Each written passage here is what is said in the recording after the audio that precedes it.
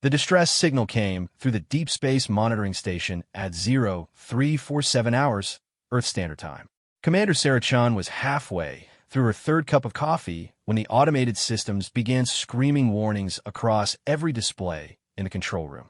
"What do we have, Torres?" she called to her communications officer, Lieutenant Miguel Torres, who was frantically adjusting frequencies on his console. "Ma'am, it's not human." Torres looked up, his face pale in the blue glow of the monitors. "The signal is definitely artificial, but the patterns are completely foreign. The computer can't even begin to translate it." Chun moved to stand behind him, watching the strange waveforms dance across his screen. After 15 years of service, she'd seen plenty of false alarms. Solar flares, equipment malfunctions, even the occasional prank from bored miners in the outer colonies. But this was different. The signal had a desperate quality to it, a rhythmic pulsing that seemed almost like a heartbeat. "Run it through the xenolinguistics program," she ordered, "and get Dr. Vega on the line. If this is what I think it is, we're going to need her expertise." Dr. Elena Vega arrived at the station within 2 hours, her gray hair still disheveled from sleep. As the solar system's leading expert in theoretical alien communication, she'd spent decades preparing for this moment, even though many of her colleagues had dismissed her work as wishful thinking. "Play it again," she said, settling into a chair next to Torres. Her eyes were bright with excitement as she listened to the alien transmission. "The mathematical constants, they're using prime numbers as a base sequence. That's Universal Language 101. They're trying to establish communication. Can you translate it?" Chun asked. Vega shook her head slowly. "Not the specific words, but the emotional content is clear. This isn't a greeting or an exploration message. This is a mayday call. They're in serious trouble." The transmission continued for 3 days, growing weaker with each passing hour. Vega worked tirelessly, building translation algorithms and cross-referencing the alien mathematics with human science. Gradually, fragments began to make sense. "They're lost," she announced during an emergency briefing on the 3rd day. "The navigation systems have failed, and they're running out of power. From what I can determine, they're a fleet of ships, possibly refugees, and they've been drifting for months." Admiral Harrison, who had arrived from Earth that morning, leaned forward across the conference table. "How far out are they?" "Based on signal strength and degradation patterns, I estimate they're approximately 4 light years away, somewhere in the direction of Proxima Centauri." "But, Admiral, they're not heading toward any known star system. They're drifting into empty space." "How many ships are we talking about?" "The signal suggests a significant fleet, possibly thousands of vessels, maybe more. If these are refugees, we could be looking at millions of beings." The room fell silent as the implications sank in. First contact with an alien species was momentous enough, but first contact with a dying civilization was something else entirely. "What are their chances of survival if we do nothing?" Admiral Harrison asked quietly. Vega consulted her notes. "Without navigation or power, they'll continue drifting until their life support fails. Based on the signal degradation, I'd estimate they have weeks at most, maybe less, and our chances of reaching them." "That's the problem," Chun interjected. 4 light years is beyond our current capability for a rescue mission. Our fastest ships would take decades to reach them, even with our best fusion drives." Admiral Harrison stood and walked to the viewport, staring out at the star-filled darkness. "Dr. Vega, continue monitoring their transmissions. I need to know everything possible about their situation. Commander Chun, prepare a full technical assessment of our long-range capabilities. I want options, even if they seem impossible." "Sir, are we seriously considering mounting a rescue mission for aliens we've never met?" Chun asked. Harrison turned back to face the room. "Commander, in my 40 years of service, I've learned that sometimes the most important decisions aren't about military strategy or political advantage. They're about who we choose to be when nobody's watching. These beings are dying out there, alone in the dark. If we have any chance of helping them, we have a moral obligation to try." Over the following days, the signal grew weaker, but Vega's translations became more sophisticated. She began to understand not just their distress, but fragments of their story. They called themselves the Kithara, and they were indeed refugees, fleeing some great catastrophe that had destroyed their homeworld. Their fleet carried the last survivors of their species, Children, elders, scholars, and artists, everything that remained of a civilization that had once spanned multiple star systems. They're sending what I think are cultural transmissions now, Vega reported during another briefing. Music, mathematical concepts, even what might be poetry. It's as if they're trying to preserve their heritage, broadcasting it into space in hopes that someone, somewhere, might remember them. The weight of that revelation settled heavily on everyone in the room. Here was an entire species facing extinction, using their final moments to ensure their legacy would survive, even if they couldn't. "I've been running calculations," announced Dr. James Wright, the station's chief physicist. "There might be a way to reach them. It would require retrofitting our fastest exploration vessel with an experimental fusion ramjet hybrid drive. Theoretical maximum velocity would be about 15% of light speed." "How long to reach them?" Admiral Harrison asked. 27 years. But that's not the real problem. The real problem is that by the time we got there, they'd be dead. We need to find a way to help them from here. Chin studied the technical readouts Wright had prepared. What if we don't go to them? What if we guide them to us? Explain. Their navigation is down, but their engines might still be functional. If we could transmit navigational data, star charts, trajectory calculations, maybe we could help them plot a course to a safe harbor. Vega looked up from her translation work. That might actually work. I've identified what I think are their technical frequencies. If we can transmit mathematical navigation data, they might be able to understand it. But where will we guide them? Wright asked. The nearest habitable system is here, Admiral Harrison said firmly. We guide them here to Earth. The room erupted in protests and concerns. The political implications alone were staggering. Humanity's first contact with an alien species, and it would involve bringing an entire refugee fleet to the Sol system. Admiral, with respect, that decision is way above our pay grade, Chun said. We need approval from the United Earth Council, probably the United Nations, maybe even a global referendum. Then, we'd better start making phone calls, Harrison replied, because those beings don't have time for bureaucracy. Every hour we delay is an hour closer to their extinction. As the debates and discussions continued, Vega quietly returned to her translations. In the background, the Kithera's signal continued its steady weakening, their desperate calls growing fainter with each passing moment.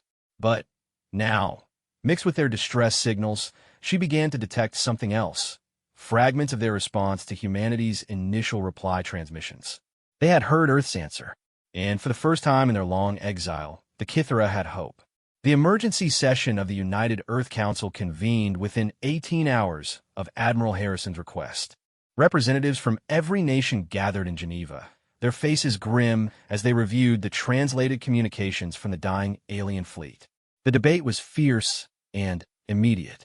We're talking about potentially millions of alien beings entering our solar system, argued Chancellor Weber from the European Federation.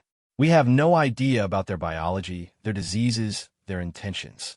This could be an invasion disguised as a refugee crisis. Dr. Vega, participating via holographic link from the monitoring station, shook her head firmly. Chancellor, with respect, their transmissions show no signs of deception. These are civilian vessels. I can identify what appear to be family units, educational broadcasts, even children's songs. This isn't a military force. It's a civilization in its death throes. President Martinez of the Americas Union leaned forward. Dr. Vega, assuming these aliens are genuine refugees, what are we really talking about here? What would it mean to bring them to Earth? They wouldn't necessarily come to Earth itself, Vega explained. Their ships appear to be generational vessels, designed for long-term space travel. They could potentially establish a settlement in the outer solar system, perhaps around Jupiter or Saturn, where they could harvest resources and maintain their fleet. And if their technology is hostile to ours? Asked Premier Chun from the Asian Coalition. From what we've observed, their technology level is roughly comparable to ours, possibly slightly less advanced in some areas. Their ships are clearly old, and many of their systems are failing.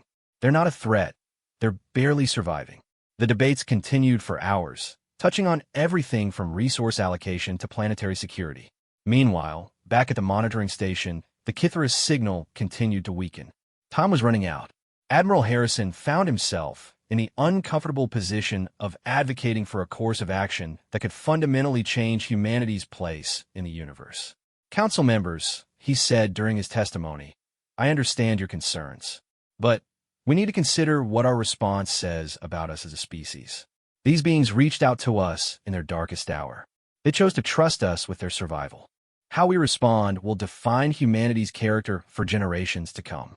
The turning point came when Dr. Sarah Kim, a young xenobiologist from the Pacific Federation, presented her analysis of the cultural transmissions.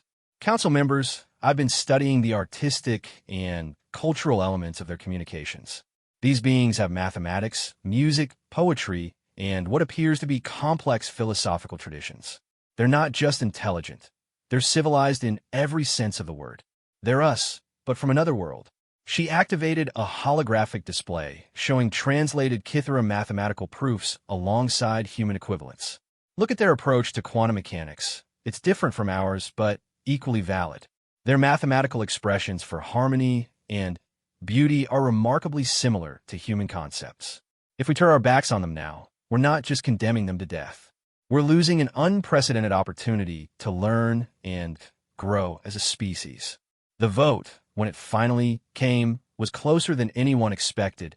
847 in favor of the rescue mission, 721 opposed, with 156 abstentions. It was enough.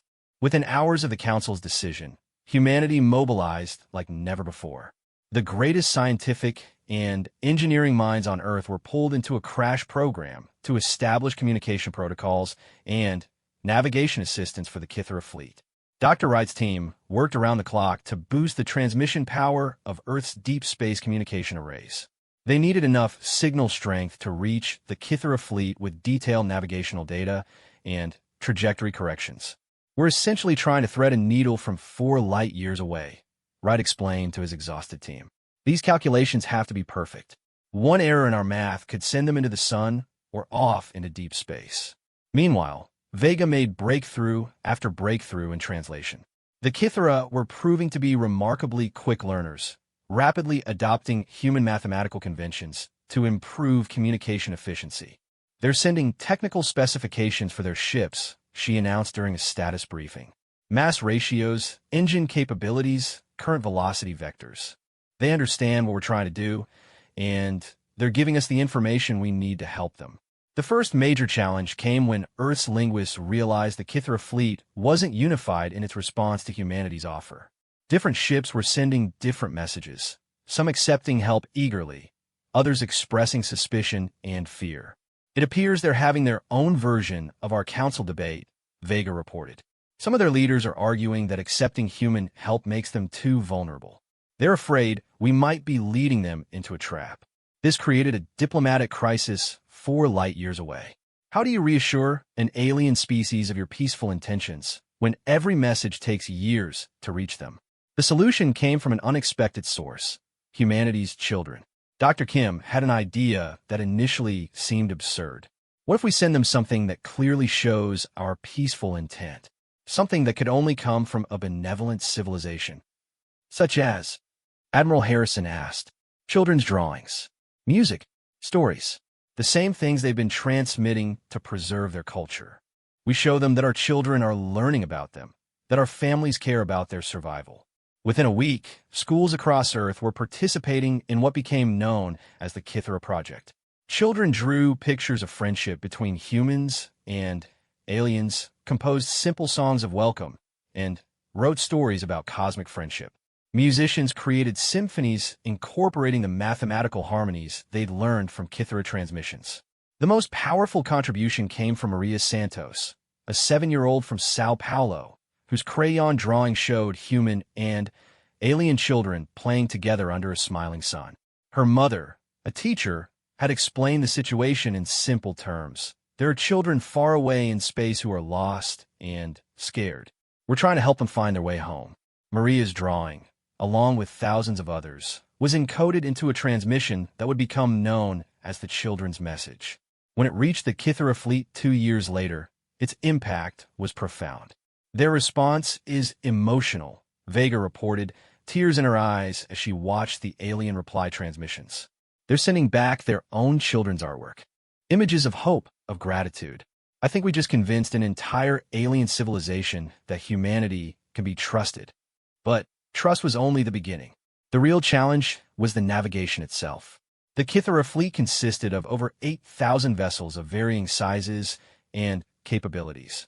Their fastest ships could barely achieve 2% of light speed, and many were running on emergency power. We need to plot a course that keeps their fleet together while bringing them to a safe harbor, Wright explained. The journey will take them approximately 40 years, even with course corrections. Many of the beings who started this journey won't live to see its end. Then, we need to make sure their children and grandchildren have a home waiting for them, Harrison replied. The solution required unprecedented cooperation between human and Kythera engineers. Working across the vast distance of space, human scientists transmitted detailed plans for improving the aliens' fusion efficiency, while Kythera engineers shared their advanced life support technologies. They've been living in space for generations, Dr. Kim observed. Their closed-loop ecological systems are far more advanced than anything we've developed. They're teaching us as much as we're teaching them. As the navigational data was transmitted and confirmed, both species began preparing for the long journey ahead. The Kythera would need 40 years to reach the Sol system. Humanity would need that same time to prepare for the arrival of Earth's first interstellar neighbors. The last transmission of this phase came directly from the Kythera fleet commander, painstakingly translated by Vega's team. To the people of Earth, who showed kindness to strangers in the darkness, your light has reached us across the void. We begin our journey home. 15 years had passed since the first Kythera transmission reached Earth, and humanity had transformed itself in preparation for their arrival. The solar system bustled with construction projects that would have been unimaginable just 2 decades earlier. Commander Lisa Park stood on the observation deck of Sanctuary Station, humanity's greatest engineering achievement. Built in the asteroid belt between Mars and Jupiter, the massive space habitat could house up to 2 million beings in Earth normal gravity and atmosphere. But, more importantly, it featured modular environmental zones that could be adjusted to match Kythera physiological needs. Final systems check on Habitat Ring 7, she announced in her comm unit. How are we looking, Jensen?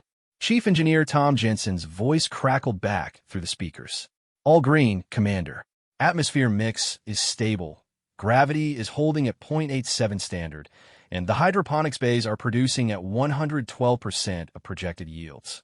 Park smiled as she watched the construction crews putting finishing touches on the newest habitat ring.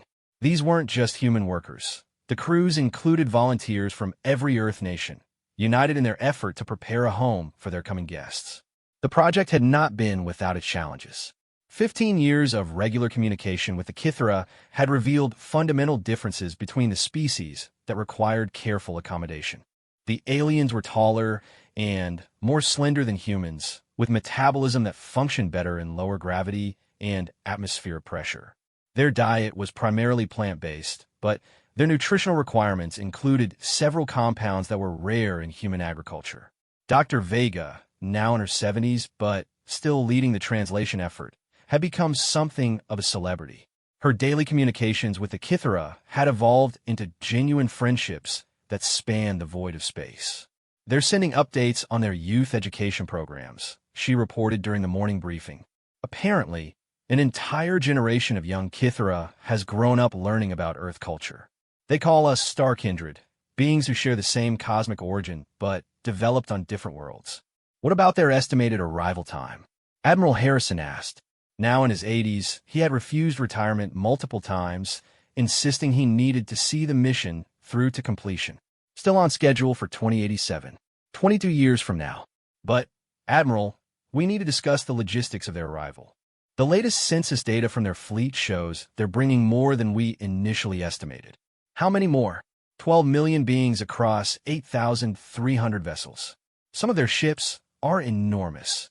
Generational Orcs carrying entire communities. Others are smaller family vessels. They'll arrive in waves over a period of approximately 6 months. Park felt a moment of vertigo at the numbers.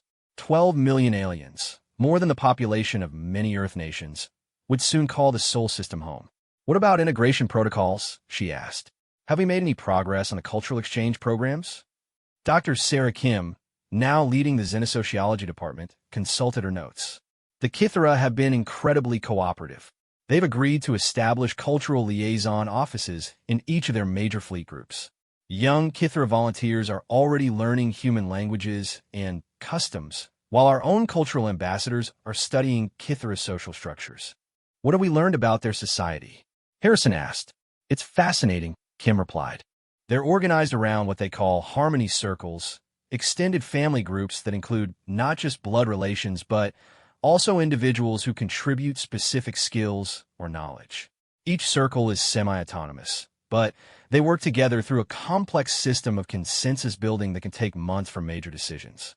That explains why their response to our initial contact took so long, Vega added. They weren't just deciding whether to trust us, they were achieving consensus among thousands of different harmony circles. The integration challenges were more complex than anyone had initially realized. The Kithara had developed in a completely different technological paradigm. While their space travel capabilities were roughly equivalent to humanity's, their approach to computing, energy production, and manufacturing was radically different. They don't use quantum computers the way we do, explained Dr. Michael Torres, head of the Technology Exchange Program. Instead, they've developed biological computing systems, living machines that grow and adapt to solve problems. Their ships are essentially vast organisms that have learned to navigate space. Are their technologies compatible with ours? Park asked. In some ways, yes. In others, we're like two different species trying to share tools. But that's not necessarily a bad thing. They have solutions to problems we haven't even identified yet, and vice versa. For instance, their biological computers are incredibly efficient at pattern recognition and adaptive learning, while our quantum systems excel at mathematical calculations and data processing. The cultural exchanges had revealed even more intriguing differences. The Kithara concept of art was tied directly to mathematical harmony. Their greatest artists were also their finest mathematicians. Their music was based on complex acoustic patterns that could induce specific emotional and physiological responses. They've sent us complete symphonies that are designed to promote healing, reported Dr. Elena Martinez, who had taken over much of the cultural translation work. Not metaphorically, literally. Their music can stimulate cell regeneration and reduce inflammation. We're working with medical researchers to understand the mechanisms. But perhaps the most significant discovery was the Kithara's approach to conflict resolution. In their 40-year journey to Earth, they had faced numerous crises, equipment failures, resource shortages, and social tensions that could have destroyed their fleet. Yet they had not only survived, but maintained their cultural integrity. They have something they call the deep listening, Kim explained. When conflict arises, they don't argue or debate in the way humans do. Instead, all parties involved go through an extended process of understanding each other's perspectives on multiple levels: emotional, logical, cultural, and what they call harmonic. Harmonic? Harrison asked. It's difficult to translate, but it seems to involve understanding how each person's viewpoint fits into the larger pattern of their community's well-being. Decisions aren't made until everyone involved feels their perspective has been truly understood and incorporated into the solution. This approach had practical implications for preparing the solar system for their arrival. Human governments had initially planned to assign different areas of space to different Kithara groups, essentially creating alien territories. But after learning about harmony circles and deep listening, the approach changed completely. We're not going to segregate them, Park announced during a system-wide briefing. Instead, we're creating integrated communities where human and Kithara families can choose to live side by side. Voluntary integration with full cultural autonomy for both species. The announcement was met with mixed reactions across Earth population. Some praised it as the beginning of a true interstellar civilization. Others worried about the loss of human cultural identity. But the decision had been made through humanity's own version of deep listening, extensive consultation with communities across Earth and throughout the solar system. Construction of integrated habitats required new technologies and approaches. Traditional human architecture assumed certain proportions and environmental needs.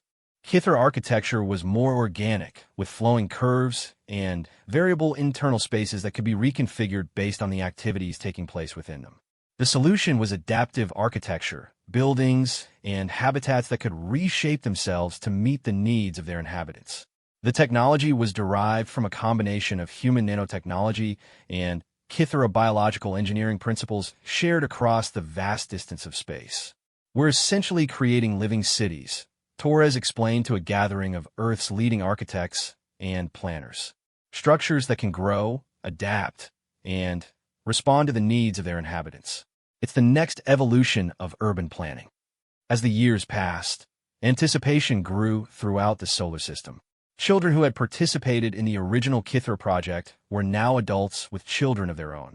A new generation was growing up with the expectation that humans and aliens would be neighbors, friends, and partners in building the future. Regular transmissions from the Kithra fleet showed similar changes in their society. Young Kithra who had learned human languages were becoming cultural bridges within their own communities. Kithra artists were creating works inspired by human concepts, while human musicians were experimenting with harmonic patterns learned from alien compositions. We're not just preparing for first contact anymore, Vega observed during one of her final briefings before retirement. We're preparing for the birth of an interstellar civilization. Two species that found each other across the darkness and chose to build something better together. The Kithra fleet continued its steady approach, their signals growing stronger with each passing year. They were no longer refugees fleeing destruction. They were pioneers coming home to a solar system that two species had prepared together. And in just over 20 years, humanity would finally meet their star-kindred face to face.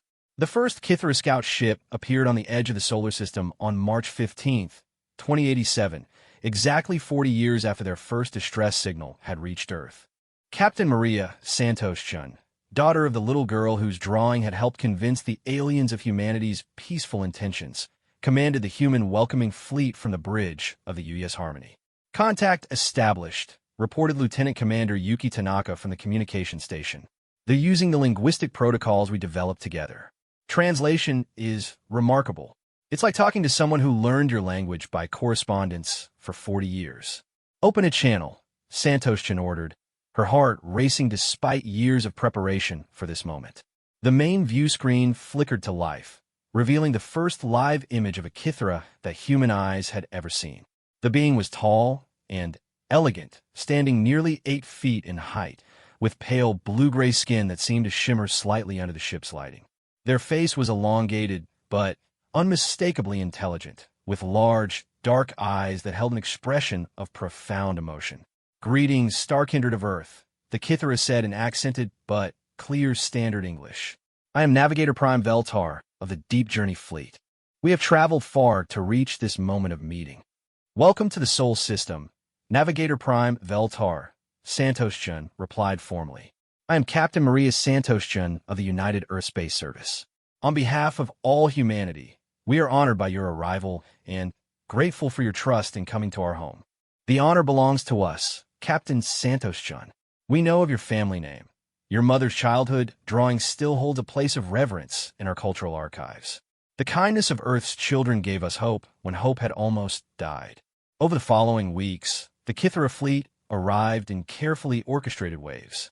Each group was met by human welcoming committees that had spent decades preparing for this moment. The process was remarkably smooth, thanks to the extensive planning and communication that had preceded it. But the real test came with the first integrated community establishment on Sanctuary Station. 50 human families and 50 Kithra Harmony Circles were selected to be the pioneers of interspecies living. Dr. James Wright Jr., son of the original project physicist, served as the integration coordinator. He had grown up with the Kithra project, learning both human and alien mathematical concepts from childhood. "The first challenge we faced wasn't technical," he reported to the Integration Council 6 months after the initial settlement. "It was cultural. Humans and Kithra have very different concepts of privacy and personal space." "How so?" asked Director Park, now retired but still involved in an advisory capacity. "Kithra's social interactions are much more communal. They share thoughts, and emotions in ways that humans find intense, while our tendency toward individual privacy strikes them as lonely and isolating. How did the communities resolve this? Through something beautiful. Actually, they developed what they're calling harmony spaces, areas where both species can interact according to their natural social patterns. Kithera can engage in their collective decision-making processes, while humans can maintain individual autonomy. But both groups can come together when they want to share experiences. The integration wasn't without its challenges. Early incidents included a human child becoming overwhelmed by Kithera emotional sharing during a community gathering, and a Kithera family feeling distressed by what they interpreted as human social rejection when their neighbors didn't participate in group consensus activities. But these challenges became opportunities for growth. Human psychologists worked with Kithera harmony specialists to develop new approaches to interspecies emotional support. Children from both species proved to be natural bridges, adapting to each other's social patterns with remarkable ease. "The kids are teaching us," observed Dr. Kim, now leading the integration psychology department. "Watch human and Kithera children play together, and you'll see the future of interspecies society." They've developed games that incorporate both individual achievement and group harmony. They're creating a new culture that belongs to both species and neither. The technological integration proved even more revolutionary than expected. Kithera biological computing, when combined with human quantum processing, created hybrid systems capable of solving problems that neither technology could handle alone. "We've achieved a breakthrough in faster-than-light communication," announced Dr. Torres during a system-wide broadcast. "By combining Kithera biological pattern recognition with our quantum entanglement research, we've developed a communication method that can transmit information instantaneously across vast distances." The implications were staggering. Not only could the technology revolutionize human space exploration, but it meant that other lost Kithera fleets, if any existed, could potentially be contacted and guided to safety. "There are others," Navigator Prime Veltar confirmed during a joint Human-Kithera Council meeting. "When our homeworld was destroyed, many fleets scattered in different directions. We lost contact with them generations ago, but if your new communication technology works as promised, we might be able to find them." This revelation added a new dimension to the integration project. Sanctuary Station wasn't just a new home for the refugees. It was becoming the hub of a search and rescue operation that could span the galaxy. The first test of the hybrid communication system came 18 months after the initial Kithera arrival. A joint human-Kithera crew aboard the exploration vessel New Horizons attempted to contact other Kithera fleets using the mathematical beacon protocols that had originally brought the first fleet to Earth. "We're detecting a response," reported Chief Communications Officer Elena Rodriguez, herself a graduate of the first interspecies education programs. "It's faint, but definitely artificial." Distance estimates put it at approximately 12 light-years away. Within hours, the response strengthened into a clear signal. Another Kithera fleet, smaller than the first but equally desperate, had received the transmission. They had been wandering for over 60 years, their ships failing and their population dwindling. They call themselves the Far Seekers. Veltar translated, tears streaming down their pale cheeks. "They are my birth circle's sister fleet. I believed them dead for 3 generations." The rescue operation for the Far Seekers required everything humanity and the first Kithera fleet had learned about interspecies cooperation. Human engineering teams worked with Kithera biologists to design supply ships that could reach the lost fleet and provide emergency assistance while guiding them to the Sol system. "We're not just rescuing aliens anymore," Admiral Harrison observed during what would be his final mission briefing. Now in his 90s, but still sharp, he had insisted on overseeing the Far Seekers' rescue personally. "We're rescuing family. The Kithera are part of us now, and we're part of them." The Far Seekers' rescue mission launched with a crew that was 60% human and 40% Kithera, working together so seamlessly that observers often forgot they were watching 2 different species. But perhaps the most significant development was happening back on Earth and throughout the human colonies. The presence of the Kithera had sparked a renaissance in human culture and science. Artists were creating works that incorporated Kithera harmonic principles, while scientists were making breakthroughs by approaching problems from alien perspectives. They've changed us, observed Dr. Martinez during a cultural assessment review. Not just by bringing new technology or ideas, but by showing us different ways of being. Human society is becoming more collaborative, more empathetic. We're learning to listen more deeply to each other. The changes weren't superficial. Educational systems throughout human space were incorporating Kithra learning methods that emphasize pattern recognition and emotional intelligence alongside traditional analytical skills. Medical practices were beginning to use Kithra harmonic healing techniques. Even human architecture was evolving to incorporate the flowing, adaptive principles of Kithra design. We're witnessing speciation in reverse, Dr. Kim noted in her latest research paper. Instead of two species growing apart, we're watching two species grow together. Not into a single species, but into something new, a symbiotic civilization where each species contributes its unique strengths. As the Farseeker's rescue mission approached its destination, signals began arriving from even more distant Kithra fleets. The galaxy, it seemed, was filled with wanderers seeking home. And at the center of the search and rescue network was the Sol system, where two species had chosen compassion over fear and had built something unprecedented, a truly interstellar civilization based on mutual aid and understanding. The little girl who had drawn pictures of human and alien children playing together could never have imagined that her crayon artwork would help spark the greatest rescue operation in galactic history. But perhaps that was the most human thing of all, reaching out to help strangers in the dark, not because of what they might gain, but simply because it was the right thing to do. 50 years had passed since the first Kithra distress signal reached Earth, and the Sol system had become something unrecognizable from the isolated human outpost it once was. Captain David Chinvelo SS, a third-generation child of the Integration Project, and the first human Kithra hybrid family unit, stood on the command deck of the search vessel Infinite Compassion as it approached the 7th lost Kithra fleet they had discovered. His unique heritage, raised by both human parents and integrated into a Kithra harmony circle, made him an ideal ambassador for first contact missions. His human analytical skills combined with Kithra empathic abilities allowed him to understand both species' perspectives instinctively. Fleet composition analysis complete, reported Navigator Genera, a young Kithra who had been born during the original journey to Earth. 237 vessels, approximately 400,000 beings. But, Captain, these readings are different from previous fleets. How so? They're not just drifting. They're actively fleeing something. Engine signatures show they're pushing their ships beyond safe operational limits. Chinvelo SS studied the data, his enhanced pattern recognition immediately identifying the anomalies. This wasn't another case of lost refugees. These Kithra were running from something. Open a communication channel, he ordered. Full diplomatic protocols, but keep our defensive systems ready. The response came immediately, filled with a desperation unlike anything the rescue teams had encountered before. Star-kindred vessels. This is Prime Protector Morthak of the Shield Wall Fleet. The transmission began. We carry urgent warning for all life in this region. The Devourers have awakened. Our homeworlds, the sanctuary systems, all consumed. We are all that remains. The command deck fell silent as the implications sank in.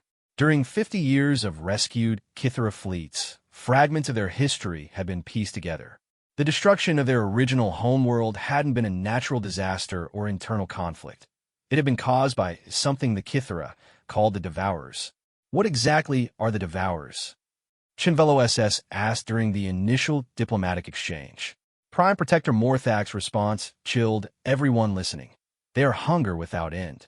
Ancient machines left by a dead civilization, programmed to consume all organic matter and convert it to their own purposes.